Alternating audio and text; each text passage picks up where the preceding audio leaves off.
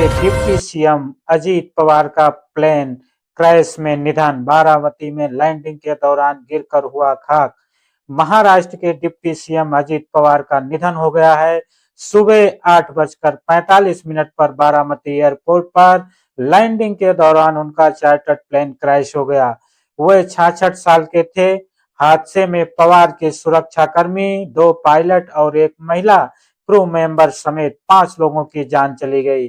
Pilot ने Baramati airport पर landing की कोशिश की थी, लेकिन रनवे साफ दिखाई नहीं दिया तो वो प्लेन को दोबारा ऊंचाई पर ले गया। पहली कोशिश नाकाम रहने के बाद बारामती के रनवे 11 पर दोबारा लैंडिंग की कोशिश की गई। इस दौरान विमान रनवे से पहले ही गिर गया और उसमें आग लग गई।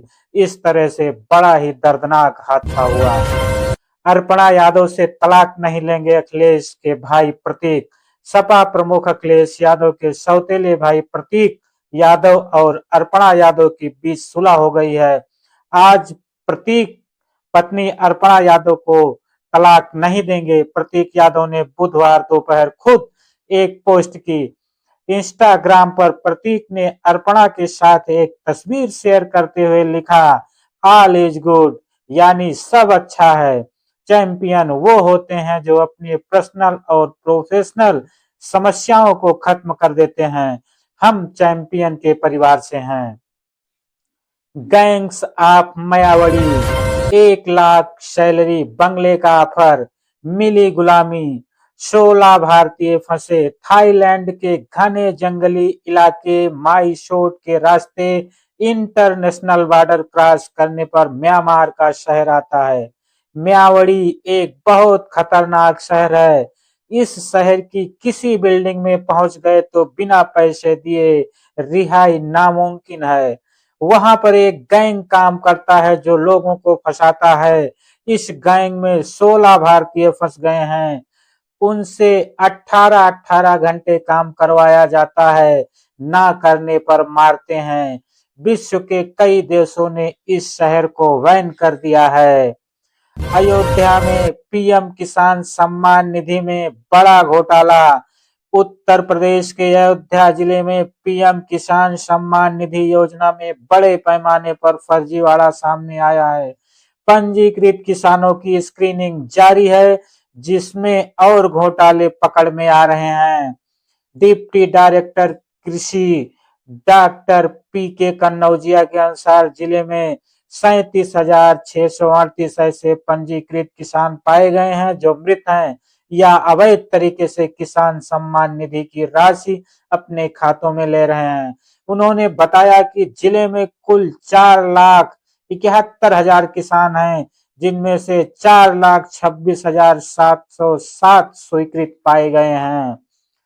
फर्जी सर्टिफिकेट से पाई थी नौकरी। जीएसटी डिप्टी कमिश्नर पद से इस्तीफा देने वाले प्रशांत सिंह के भाई का बड़ा दावा। भाई विश्वजीत सिंह का कहना है कि ये फर्जी दिव्यांग प्रमाण पत्र से नौकरी कर रहे हैं। यह आरोप किसी और ने नहीं बल्कि विश्वजीत के बड़े भाई ने लगाई है। उनके मुताबिक प्रशांत कुमार का फर्जी विकलांग सर्टिफिकेट के जरिए सरकारी नौकरी मिली थी। उन्होंने इस संबंध में वर्ष 2021 में शिकायत दर्ज की थी। मंडलीय चिकित्सा परिषद ने प्रशांत को जांच के लिए बुलाया था, लेकिन वह बोर्ड में पेश नहीं हुए थे। चांदी आज 26,859 बढ़ी, पहली बार 3,44,001 केजी पहुंची। 27 दिन में 1,14,000 महंगी हुई।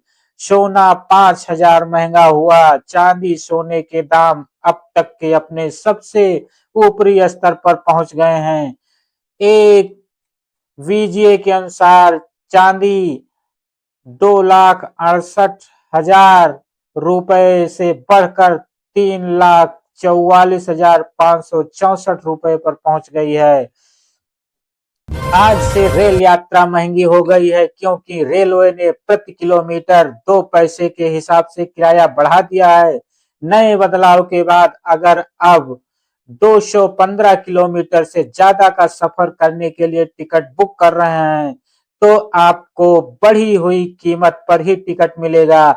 इस हिसाब से अगर आप 1000 किलोमीटर दूरी के लिए टिकट बुक कर रहे हैं तो आपको 20 रुपए एक्स्ट्रा देने होंगे।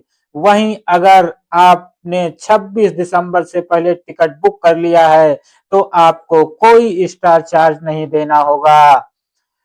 यूजीसी नियम को लेकर अखिलेश यादव ने तोड़ी चुप्पी, कहा भाजपा की चाल संसाधनों में काबिज हैं गैर पीडीए को के लोग। उन्होंने कहा इन नियमों में तब तक कोई बुराई नहीं जब तक निर्दोष इसमें न फंस जाएं। सपा अध्यक्ष अखिलेश यादव ने यूजीसी के नियम 2026 पर कहा कि कोई दोषी बचना नहीं चाहिए और निर्दोष फंसना नहीं चाहिए।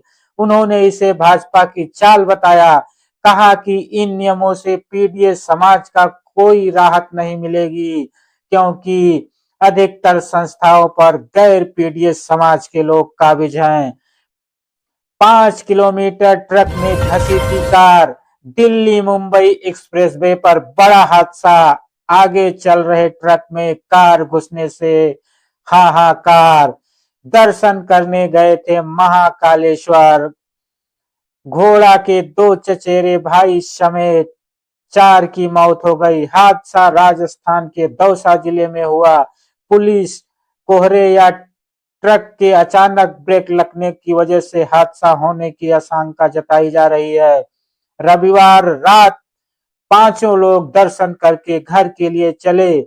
इसी दौरान सोमवार सुबह करीब 5:15 बजे पापड़दा थाना क्षेत्र में दिल्ली मुंबई एक्सप्रेसवे पर उनकी कार आगे चल रहे ट्रक से भिड़ गई।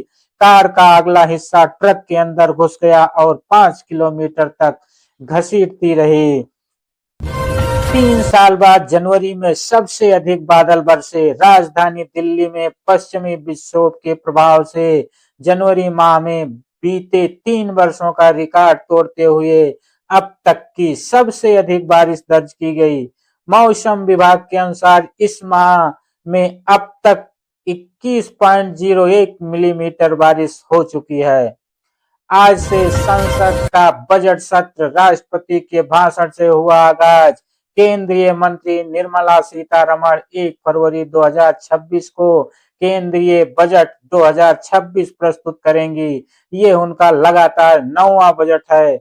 संसद का बजट सत्र 28 जनवरी से 2 अप्रैल तक चलेगा, जिनमें 3 फरवरी से 9 मार्च तक अवकाश रहेगा। लोकसभा में इस समय 9 अहम विधेयक लंबित हैं, जिसमें विकसित भारत शिक्षा अधिष्ठान विधेयक 2025, सिक्योरिटीज मार्केट कोड 2025 और संविधान संशोधन विधेयक 2024 शामिल है। साथ ही यह बजट ऐसे समय आ रहा है जब वैश्विक अर्थव्यवस्था पर अमेरिकी दबाव बना हुआ है। ऐसी